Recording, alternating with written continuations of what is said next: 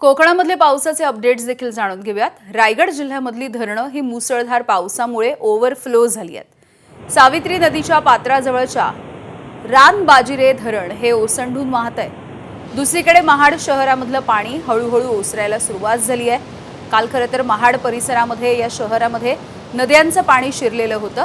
या सगळ्या परिस्थितीचा आढावा घेतलाय आमच्या प्रतिनिधींनी।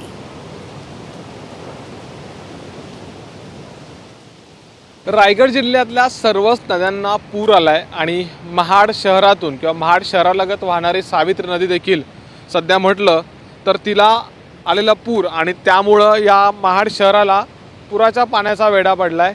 आणि सावित्री नदीच्या पात्रात असलेलं हे रानबाजिरे धरण जर आता आपण बघितलं तर ते ओव्हरफ्लो झालंय आणि या धरणातून मोठ्या प्रमाणामध्ये पाण्याचा विसर्ग सध्याच्या घडीला सुरू आहे। आणि हे पाणी सावित्री नदी च्या पात्रातून वाहत जाऊन पुढे अगदी महाड शहरापर्यंत देखील जातं।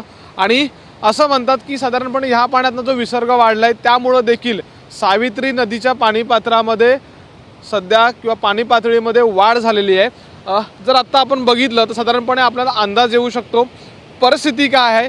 जिल्हा प्रशासनाने निर्बंध लादलेत आणि त्यामुळं साधारणपणे आत्ताच्या घडीला इथं जी गर्दी होते ती होत नाहीये।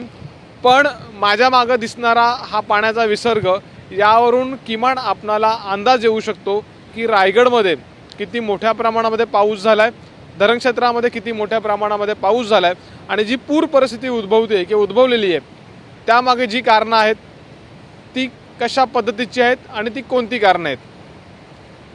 कॅमेरामॅन महबूब शेख सोबत मी अमोल मोरे, एबीपी माझा, महाड, रायगड। एबीपी माझा, उघडा डोळे बघा नीट।